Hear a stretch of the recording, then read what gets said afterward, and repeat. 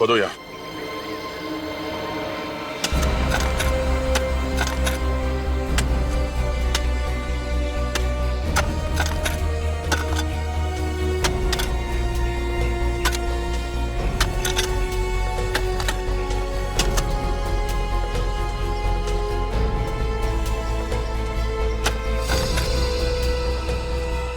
Sir, हाँ? हटाओ इसे।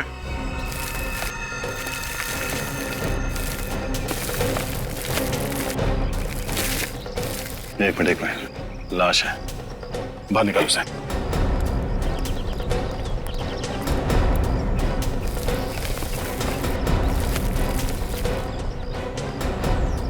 संभाल के।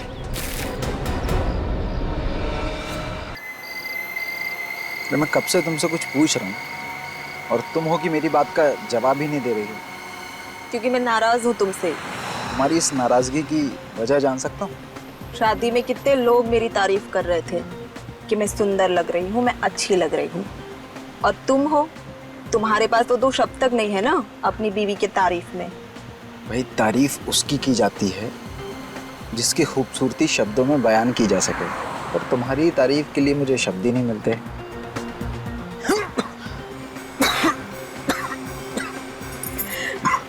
देखा वैभव, जो लोग ज्यादा झूठ बोलते हैं ना, उन्हें ऐसे ही खांसी आती है। क्या क्या हुआ वैभव? तुम ठीक तो हो ना? पता नहीं कि ये क्या हो रहा है। मेरी भी अटक रही है।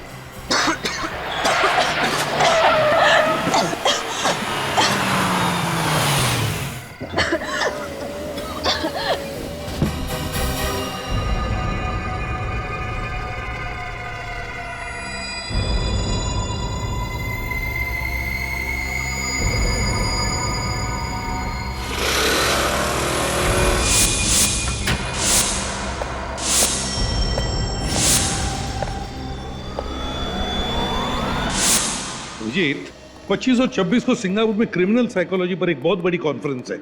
मैं चाहता हूं कि तुम और दया वहां होकर आओ। Morning sir. मॉर्निंग। तुम दोनों इतनी जल्दी सुबह सुबह? सर, मैं तो बस अभी अभी आई, पर पंकज शायद कुछ ज्यादा ही जल्दी आ गए हैं। अच्छा। सर मुझे थोड़ा जल्दी घर जाना है। नहीं, काम करो, जाओ जल्दी। लैपटॉप घर। पंकज क्यों आया था इतनी जल्दी? क्या कर रहा था वो? सर, एक्चुअली जब मैं ब्यूरो में आई तब मैंने देखा कि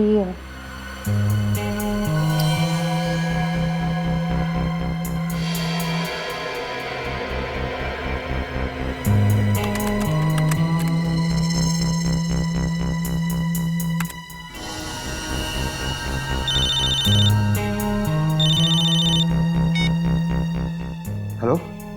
हाँ सूरज सर। हाँ, आपने जैसे कहा था मैं वैसे ही कर रहा हूँ। नहीं सर, ब्यूरो में मैं अकेला हूँ, कोई भी नहीं है। हाँ सर, सारी डेटा कॉपी हो रही है। सर, कोई आ रहा है, मुझे आपको 2 मिनट फोन करने दो। कौन है वहां?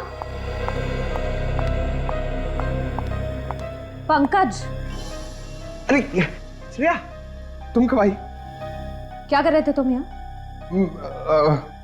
मैं योगा कर रहा था। बैठे बैठे ना थोड़ा पीठ अकड़ गई थी तो। टेबल के पीछे। आप तो योगा तो कहीं भी कर सकते हैं ना? सर, मुझे पूरा यकीन है ये कुछ गड़बड़ कर रहा था। सर, मुझे भी लग रहा है ये सूरज और पंकज कोई टेढ़ी खीर पका रहे हैं सर। हाँ सर, कभी ये दोनों लैपटॉप तोड़ देते हैं, कभी सबूत को छुपाने की कोशिश करते हैं। सर, ऐसा लगता है जैसे ये केस को सुलझाना नहीं, उलझाना चाहते हैं। ये बात मेरे भी ध्यान में आई है काफी दिनों से, मगर क्या करें। सर, ये लोग जहाँ से आए हैं वहीं वापस भेज दीजिए। एक मछली पूरे तालाब को गंदा कर देती है। वापस भेजने में कोई हर्ज नहीं है अभी, लेकिन ये लोग तो डीसीपी चित्रोली के टट्टू है ना। उन्हें अगर वापस भेज दिया ना तो डीसीपी चित्रोले यहाँ हमारे ब्यूरो में आकर तांडव करेगा। CID bureau. क्या 2 लाशें मिली हैं? कहाँ पे?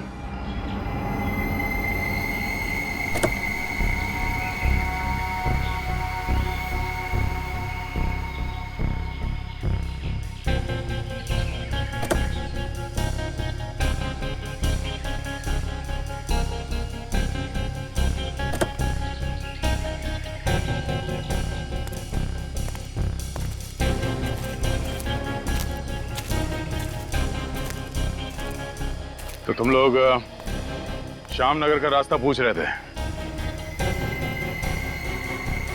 वो सर हम लोग रास्ता भटक गए थे, तभी मैंने ये गाड़ी देखी। दीपक, स्टॉप द कार। क्या हुआ? वहाँ एक कार खड़ी है, शायद कार वाले को पता हो कि श्यामनगर का रास्ता कहाँ पड़ेगा। हाँ, उससे पूछते हैं। Good idea. मैं देखता हूँ।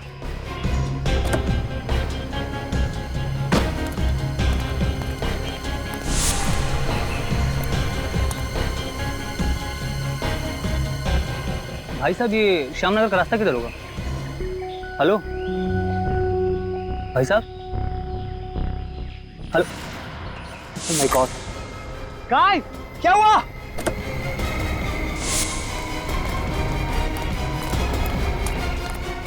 क्या हुआ?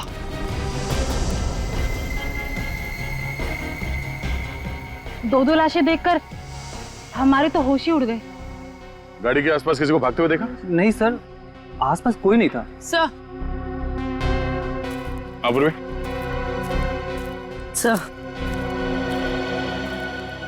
सर, इसके कान पे ये जो निशान है, लगता है किसी ने ईयररिंग खींच के निकाला है।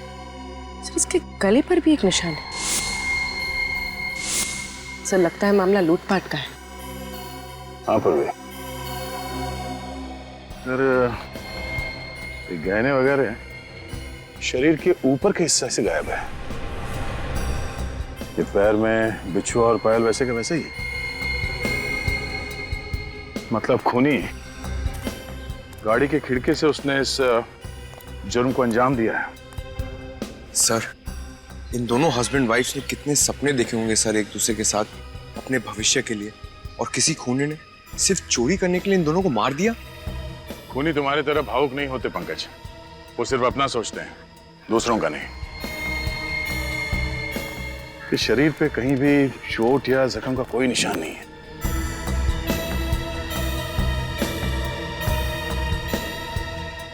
इन दोनों के पैर के नीचे ये नीला पड़ गया है। लगता है इन दोनों को जहर दिया गया है।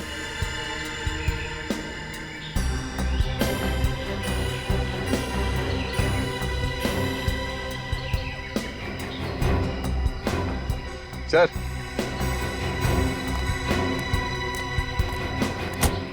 सर ये देखिए, इस गाड़ी से पेट्रोल पंप की रसीद मिली है।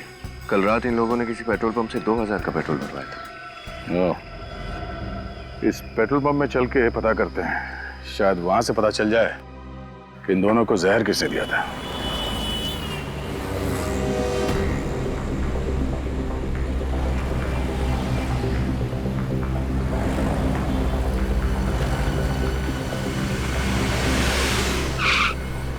बोलो साहब, कितने का डालूं?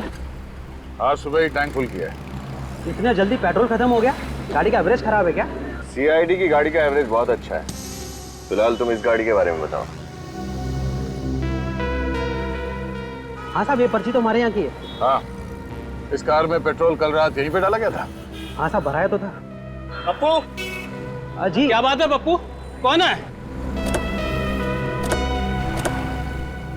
साहब, ये लोग सीआईडी से किसी कार के बारे में पूछ रहे हैं। सीआईडी? क्या बात है सर, कुछ प्रॉब्लम है क्या? बहुत बड़ी प्रॉब्लम है। इस कार में जो हस्बैंड वाइफ कल जा रहे थे, उन दोनों का खून हुआ। खून? किसने किया? यही पता लगाने की कोशिश कर रहे हैं हम लोग। क्या बता सकते हैं कि इनके साथ कोई और भी था या ये दोनों ही थे? मैं तो नहीं मालूम सर, लेकिन हाँ, गिरीश बता सकता है। कौन गिरीश? वो नाइट की शिफ्ट में काम करता है। जरा इस गिरीश को बुलाना। सॉरी सर, वो तो हॉस्पिटल में है। हॉस्पिटल में? क्यों? वो कल रात को 12 सवा 12 बजे के आसपास अचानक वो गिर गया और बेहोश हो गया। बेहोश हो गया? कैसे? पता नहीं साहब, उसे चक्कर आने लगे थे। इससे पहले कि हम लोग कुछ समझ पाते वो धड़ाम से नीचे गिर गया। मुझे लगा कि बेचारा 2-2 शिफ्ट में काम कर रहा था, इसलिए थकान की वजह से ऐसा हो गया हो। कौन से हॉस्पिटल में भर्ती है ये? शांति शिविर हॉस्पिटल। शांति शिविर हॉस्पिटल। सर ये वैभव और शिखा ये लोग एक शादी से लौट रहे थे सर, जब इन पे हमला हुआ। पर सर हमला होने से पहले रात करीब 12 बजे ये लोग एक पेट्रोल पंप पर पहुंचे थे, जहां एक अटेंडेंट गिरीश ने इनकी गाड़ी में पेट्रोल डाला और इनके जाने के बाद वो बेहोश हो गया और हॉस्पिटल पहुंच गया। अभिजीत, ये पेट्रोल अटेंडेंट गिरीश का बेहोश होना और फिर उसके बाद में वैभव और शिखा इन दोनों पर हमला होकर उनकी भी मौत होना, कहीं इन दोनों बातों में कोई कनेक्शन तो नहीं?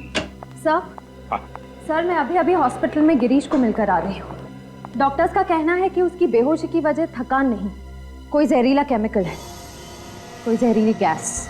तो फिर अभिजीत इसका मतलब है कि ये दोनों शादीशुदा इसी जहरीले गैस के चपेट में थे और इन्हीं के जरिए इस गिरीश तक ये जहरीला गैस पहुंच गया। हाँ सर, गिरीश बच गया क्योंकि वो वक्त पर हॉस्पिटल पहुंच गया, लेकिन वैभव और शिखा की किस्मत इतनी अच्छी नहीं थी। मगर ये जहर है कौन सा?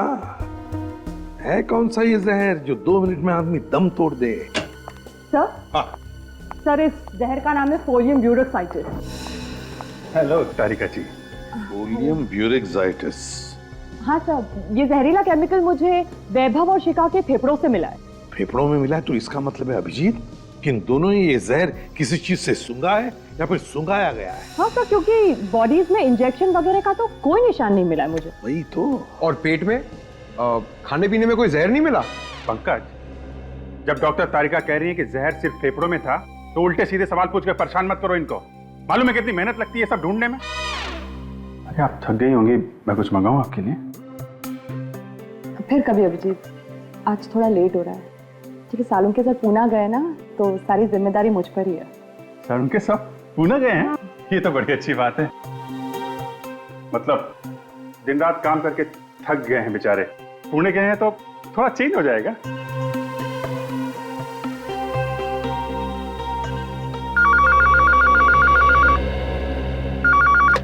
हेलो, 2 खून कहाँ पे?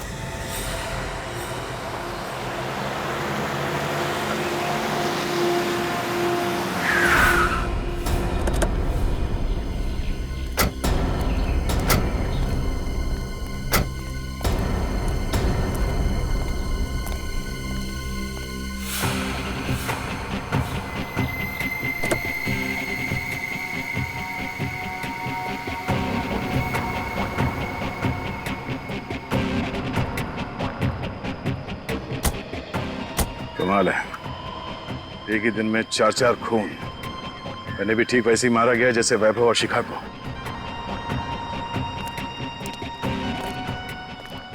तुमने फोन किया था? मैं जी हाँ सर, मैंने फोन किया था। क्या हुआ था यहाँ पे? सुबह सुबह काम पे जा रहा था, गाड़ी को देखकर शक सा हुआ। झांक कर देखा तो दोनों मरे पड़े थे। यहीं पे रहते? हाँ सर। ठीक है, जाओ। सर इस खूनी को जल्दी से पकड़ना होगा सर, कहीं और मासूमों की जान ना चली जाए। सर खूनी उन्हीं लोगों पे हमला करता है जो लोग देर रात शादी से घर लौट रहे होते हैं, क्योंकि शादी में अक्सर लोग कीमती गहने वगैरह पहन के जाते हैं। सर मुझे ऐसा लगता है कि ये खूनी जरूर शादी के खाने में जहर मिलाता होगा। नहीं पंकज, डॉक्टर तारिका ने बताया कि वैभव और शिखा के फेफड़ों में जहर मिला था, तो हो सकता है इन्हें भी जहर सुंघाया गया हो। या फिर सर शादी से निकलने के बाद रास्ते में ये लोग कहीं रुके हों और वहीं इन्हें जहर दे दिया गया हो सकता है। बने ये क्या? जीपीएस सिस्टम वो भी ऑन है। अब पता चल जाएगा ये जहर इन दोनों को कब और कहां दिया गया था। वो कैसे सर? पंकज, ये जीपीएस टेक्निक लोग गाड़ी चलाते वक्त इस्तेमाल करते हैं ये जानने के लिए कि मंजिल तक पहुंचने के लिए कौन सा रास्ता सबसे अच्छा है, कहां पे कम ट्रैफिक होता है। इस जीपीएस सिस्टम से हमें ये तो पता चल ही जाएगा कि ये गाड़ी इस रास्ते पे आई कहां से और ये कहीं पे रुकी थी या नहीं। सर? हाँ सर, जीपीएस कंपनी से उस दूसरे कपल की कार का रिकॉर्ड मिल गया। चलो दिखाओ जल्दी।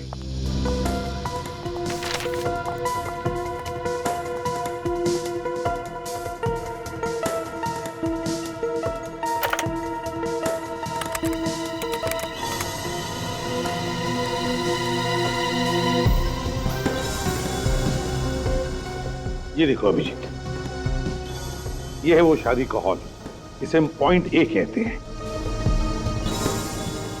ये देखो, ये है पॉइंट बी। यहां पर इन दोनों की मौत हुई।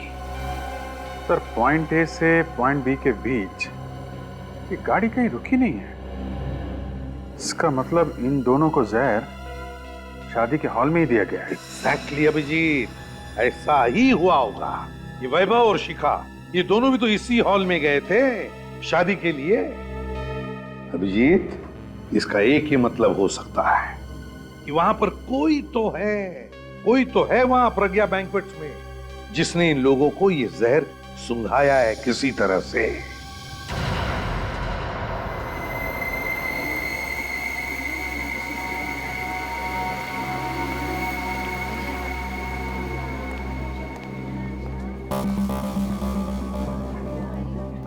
आसपास नजर रखना। अरे प्रकाश जी नमस्ते। ओ आइए सर, हम कब से आप ही का इंतजार कर रहे थे। कैसे हैं आप परेशान क्यों लग रहे हैं? सर आज मेरे इकलौते बेटे की शादी है और उसमें आप ये सीआईडी वालों की तहकीकात, बड़ी टेंशन हो रही है सर। आप चिंता मत कीजिए, कुछ नहीं होगा। फिर भी सर डर तो लगा हुआ है ना। निश्चिंत रहिए आप, कुछ नहीं होगा, हम लोग हैं ना। और आपके सहयोग से ही आपके एक मेहमान की जान बचा पाएंगे हम। जी सर।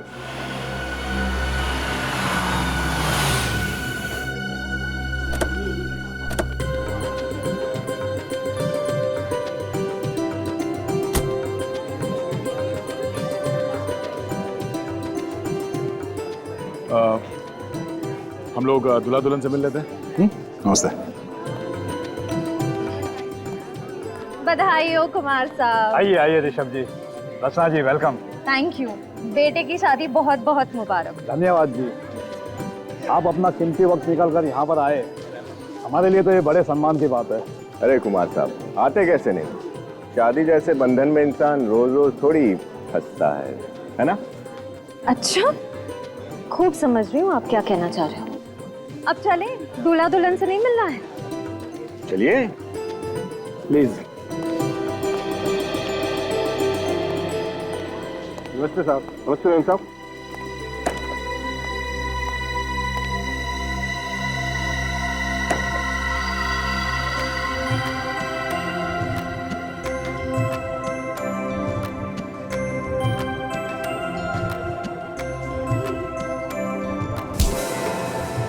भाई साहब जरा देख कर चलिए। माफ कीजिएगा, वैसे मेरा नाम अमित है। हमारा नाम हर्ष है और ये है मैं इनकी पत्नी रचना। बहुत खूबसूरत है जी।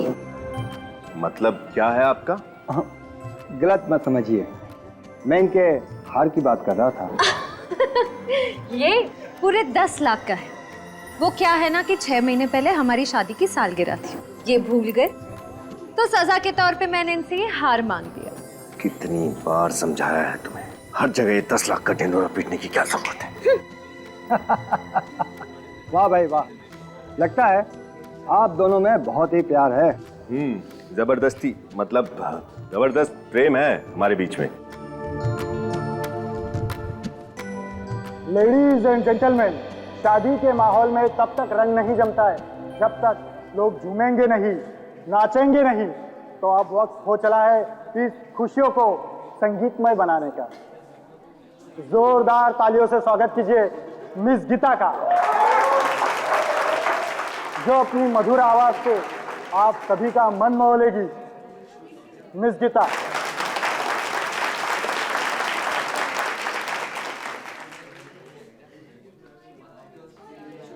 ये लीजिए।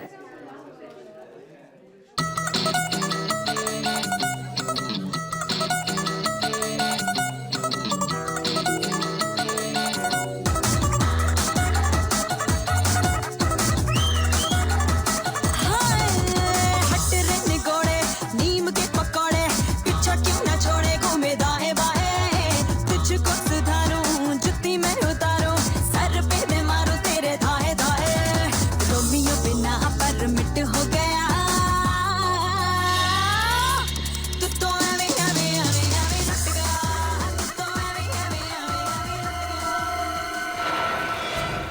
सॉरी साहब, गलती हो गई साहब। दिखाई नहीं देगा तुम्हें? हाँ, सब पी के घूम रहे हो क्या यहाँ? जिसे देखो हमसे आगे टकरा रहा है यहाँ। अरे वो जहरीला केमिकल इन फूलों में तो नहीं है? ये सब गलती होगी साहब। क्या किया ये? साहब मैंने जानबूझ के नहीं किया साहब। गलती हुई है, जानबूझ के किया, पता चल जाएगा। इन जहरीले फूलों से लोगों की जान लेता तू, हाँ? और फिर उन्हें लूटता है। साहब आप कैसी बात कर रहे हैं साहब? मैं वेटर हूँ सर, मैं खूनी नहीं हूँ साहब। चुप, फ्रेडी, इसे ब्यूरो लेके जाओ, अच्छी तरह से खातिरदारी करो इसकी। फ्रेडी, चलो हॉस्पिटल चलते हैं। चल, तेरा खेल खत्म। चल। साहब मेरी बात का यकीन करो, मैंने कुछ भी नहीं किया साहब। ये सब क्या था कुमार जी? कुछ नहीं, अब सब ठीक हो जाएगा।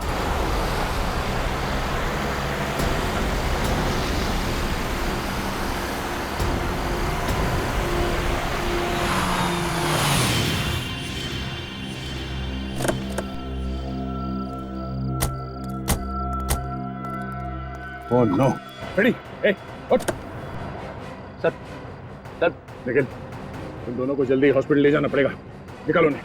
सर। डॉक्टर साहब, अब कैसी तबीयत है फ्रेडी और उस वेटर राजू की? इन्होंने शायद कोई जहरीली गैस सूंघ ली थी, जिसकी वजह से वो बेहोश हो गए, लेकिन अभी वो खतरे से बाहर है। हम फ्रेडी से मिल सकते हैं? देखिए फिलहाल वो होश में नहीं है। मैंने उन दोनों को नींद का इंजेक्शन दिया है, दोपहर तक होश आ जाएगा। ठीक है डॉक्टर, थैंक यू। सर जरूर ही वही जहरीली गैस है जिससे उन शादीशुदा जोड़ों को मारा जा रहा है। हाँ निखिल, मगर डॉक्टर तारिका ने तो कहा कि जो फूल श्रेया और विनीत पे गिरा था उसमें कोई जहरीला केमिकल नहीं था। इसका मतलब है वो जहरीला केमिकल उस गाड़ी में ही था। लेकिन सर उस गाड़ी की चाबी हमने किसी भी बैंक्वेट के स्टाफ मेंबर को नहीं दी थी, तो फिर? अब इन सारे सवालों का जवाब उस गाड़ी से ही मिलेगा।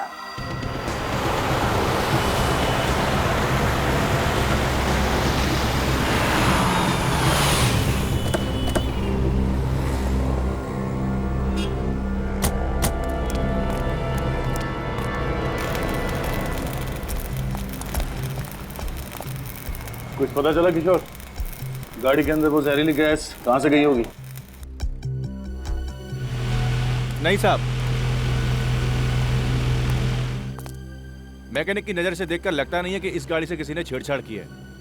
सब कुछ एकदम बरोबर है। तुमने अच्छी तरह से तो चेक किया है ना, बारीकी हाँ से? साहब, एकदम बरोबर है।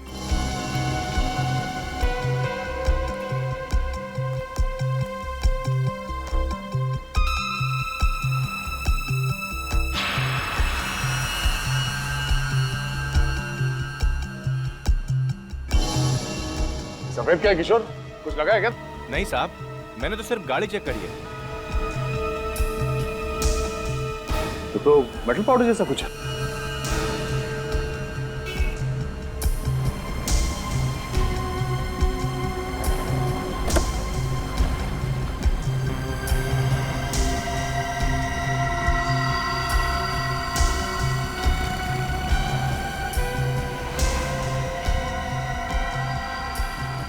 ओह, तो ये चक्कर है। क्या है सर? देखो, खुद ही देख लो।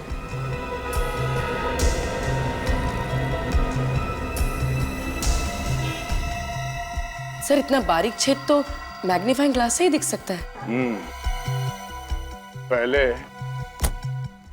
पहले यहाँ दरवाजे पे किसी ने ड्रिल मशीन से छेद किया और फिर उस छेद के जरिए अंदर वो जहरीली गैस डाल दी गई। लेकिन सर ये ड्रिल मशीन तो बिजली से ही चलती है ना? अगर उसने ड्रिल मशीन का कनेक्शन किसी और वायर के थ्रू कहीं किया होगा तो किसी ने तो उसे देख ही लिया होगा।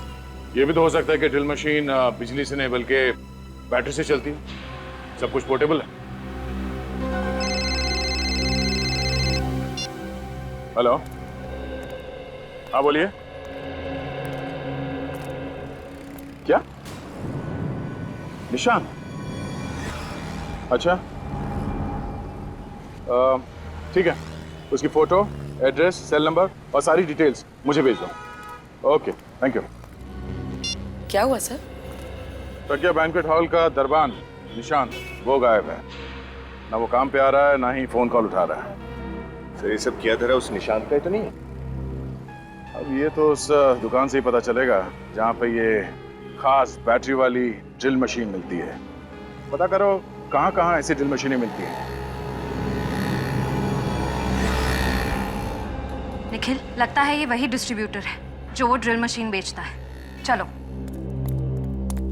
सुनिए, हम लोग सीआईडी से हैं, आपसे कुछ पूछताछ करना चाहते हैं। बैटरी से चलने वाली शक्तिशाली ड्रिल मशीन्स पूरे शहर में सिर्फ आप ही की दुकान पे मिलती है ना? जी, होलसेल की बस मेरी ही दुकान है उन ड्रिल मशीन्स की, और कहीं नहीं मिलेगी आपको। तो जिन दुकानों को आप ये मशीन्स बेचते हैं, 1-2 पीसेस तो बेचते नहीं होंगे, कम से कम 15-20 पीसेस बेचते होंगे। जी बिल्कुल। तो पिछले कुछ दिनों में आपने इस तरह बैटरी से चलने वाली ड्रिल मशीन अगर बेची है तो किसको बेची, याद है कुछ आपको? सर मैंने तो नहीं बेची, लेकिन मेरी दुकान पे एक छोटू नाम का लड़का काम करता था। उसे एक ग्राहक ने 500 रुपए ज्यादा का लालच दिया, उसे उस मूर्ख ने बेच दी। छोटू, बुलाओ उसे। जी मैंने उसे निकाल दिया। काम से निकाल दिया? तो क्या आप उस ग्राहक को पहचानते हैं? जी बिल्कुल, वो पहले मेरे पास आया था।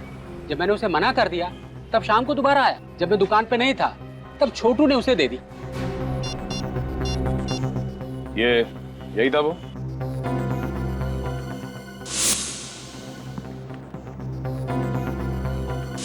हाँ ये तो है वो। मतलब निशांत ही वो है जो एक के बाद एक खून किए जा रहा है।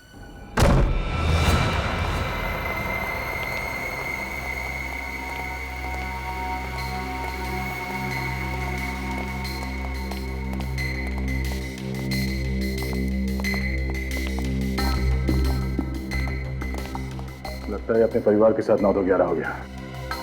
तलाशी लो घर की अच्छी तरह से।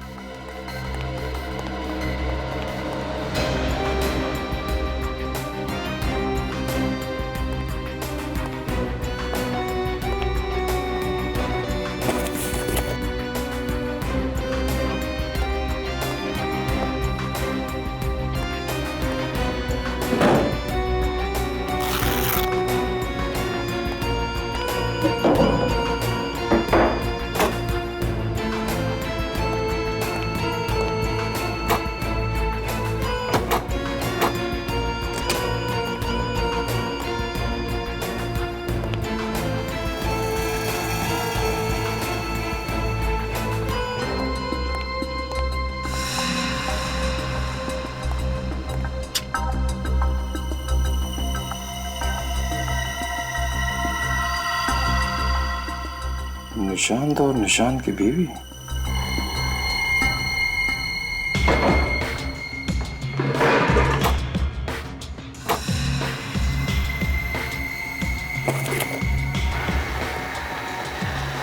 ये है वो पोर्टेबल ड्रिल मशीन जिसे उस कार के दरवाजे पे छेद किया गया। सर, हाँ विनीत। सर, ये देखिए, नई वॉशिंग मशीन, नया टीवी और सारा नया नया सामान खरीदा है इस निशांत ने। सर, एक दरबान अचानक इतनी कीमती चीजें तभी खरीद सकता है जब उसकी कोई बड़ी लॉटरी लगी हो, या फिर वो गलत कामों में उलझा हुआ है। सर, ये इयररिंग अंदर पड़ा हुआ मिला था, शायद शिखा का ही होगा। लगता है निशांत घाई घाई में सामान पैक करते समय ये इयररिंग पैक करना भूल गया। हाँ सर, मुझे लगता है शादी के हॉल में हमें देखकर उसकी हालत पतली हो गई। अपना सारा नया सामान छोड़कर यहाँ से रफू चक्कर हो गया हो। उड़ उड़ के कबूतर कहाँ तक उड़ेगा। एक काम करो, मोबाइल कंपनी से पता करो कि ये कबूतर इस वक्त कहाँ है।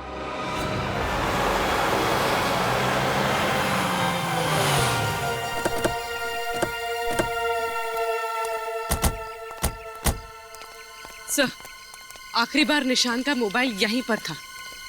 यहाँ पे ये देखो,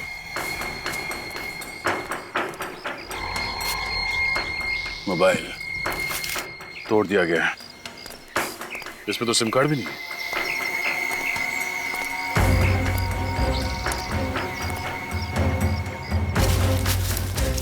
सर, हाँ?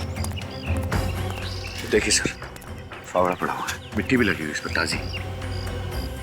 एक काम करो, आसपास देखो कहीं खुदाई का काम हुआ है क्या।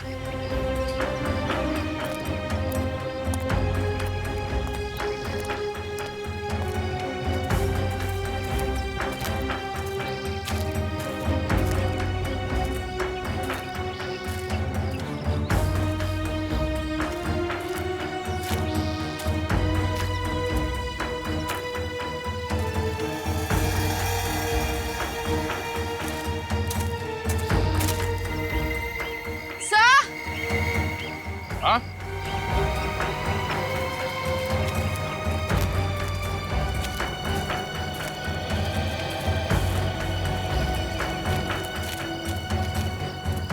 सर ये देखिए, सर यहाँ मिट्टी खुदी हुई है।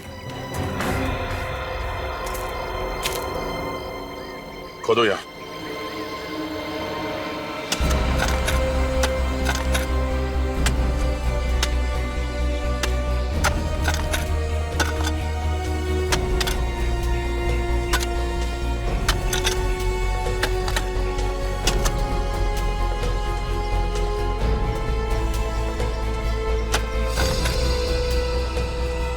सर, हाँ?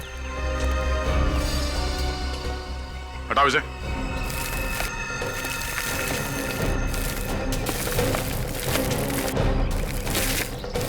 एक मिनट, लाश है, बाहर निकालो उसे।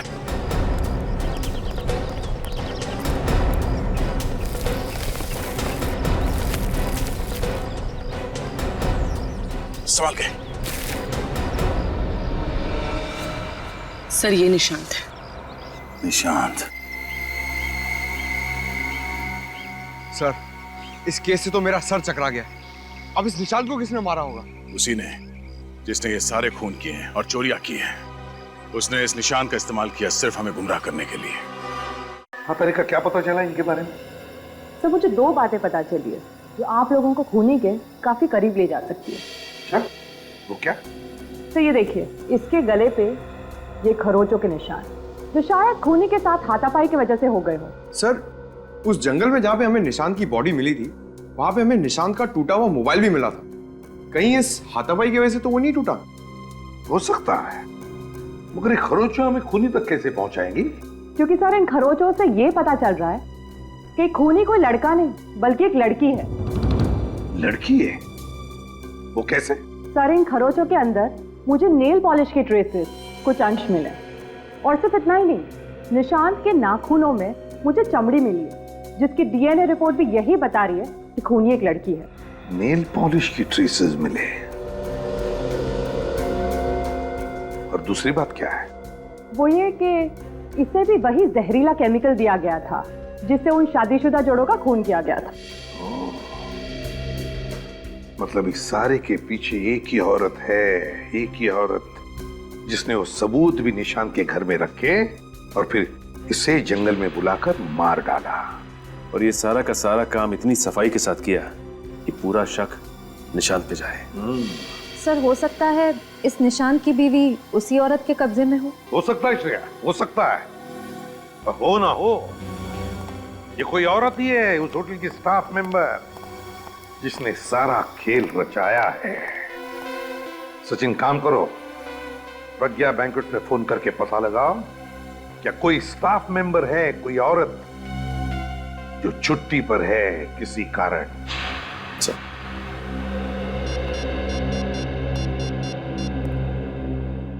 हेलो, हाँ मैनेजर साहब जी। अच्छा ये बताइए कि आपके फीमेल स्टाफ की कोई मेंबर कल से छुट्टी पे है क्या?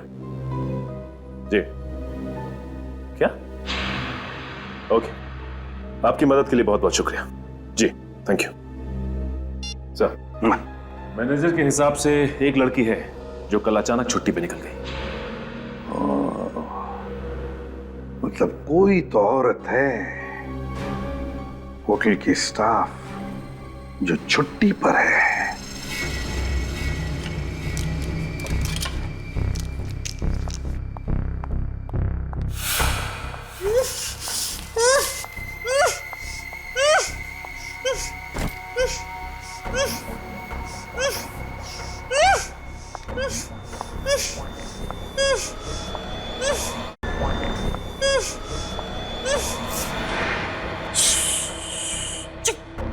एकदम चुप।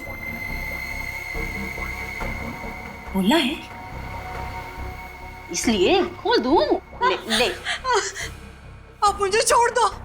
निशांत तो तुम्हारे इशारों पे कठपुतलियों की तरह नाचता है ना, और तुम्हें क्या चाहिए? मैं जो चाहती थी मुझे तो वो मिल ही गया है। अब तो बस एक खूबसूरत सी जगह जाकर सुकून की जिंदगी जीनी है। जब तुम्हारा मकसद पूरा हो चुका है तो मुझे मेरे निशान के पास जाने दो ना। अच्छा, अगर तुम यही चाहते हो तो यही सही।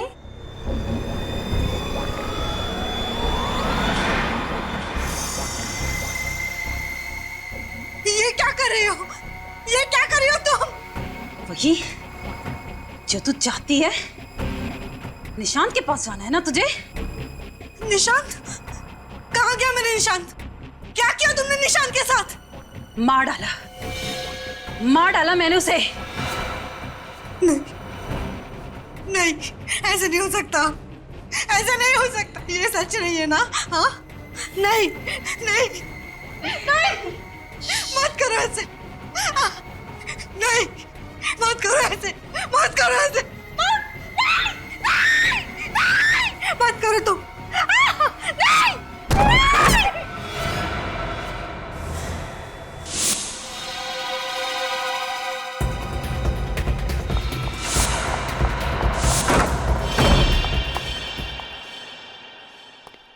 बहुत हो गया गीता जी, अब तुम्हारा खेल खत्म।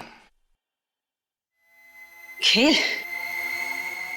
खेल अभी खत्म नहीं हुआ है, खेल तो अभी शुरू हुआ है।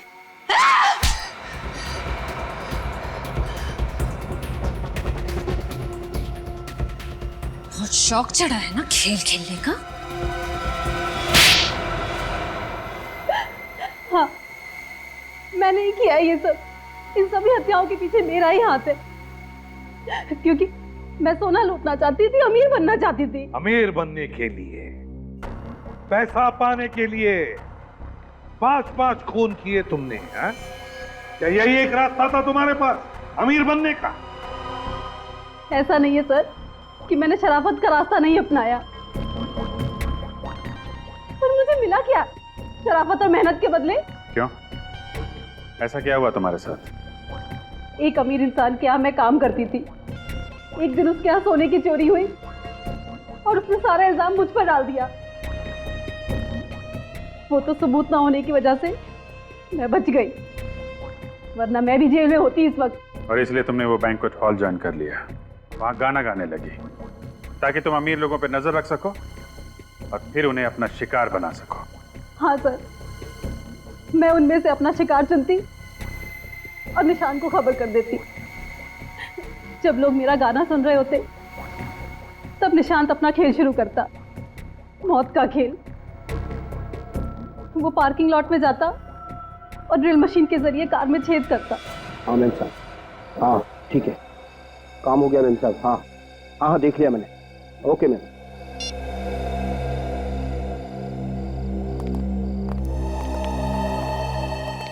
जरा ध्यान रखना, मैं आता हूँ। ठीक।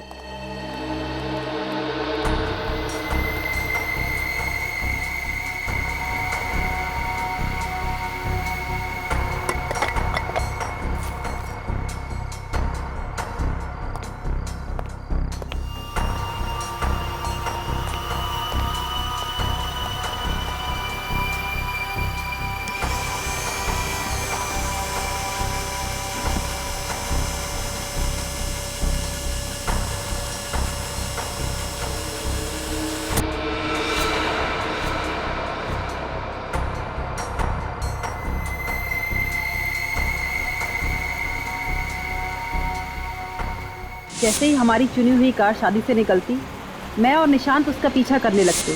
जहरीला केमिकल आधे घंटे में अपना असर दिखाता था और कार में बैठे लोगों का दम घुटने लगता। वो लोग खिड़कियां खोल देते ताकि खुली हवा में सांस ले सके, और तब मैं वहां पहुंचकर उनके सारे गहने और जेवर लूट लेती थी। निशांत तो तुम्हारे लिए काम कर रहा था ना, फिर उसे क्यों मारा तुमने? सारा दिमाग मैं लगाती, प्लान मैं बनाती, और आए दिन वो बस अपना हिस्सा बढ़ाने की बात करता। और वैसे भी मैंने तो उसे बस एक जरिए की तरह इस्तेमाल किया, एक मोहरे की तरह, ताकि सीआईडी का शक उस पर जाए। जब मेरा काम खत्म हो गया तो मैंने उसे भी मार दिया। वाह रे वाह, अगर इतना ही दिमाग, इतनी ही मेहनत किसी अच्छे काम के लिए इस्तेमाल करती तो वैसे ही पैसा कमा लेती, पर नहीं, 5-5 खून किए तुमने, तुम्हें तो फांसी ही होगी, फांसी।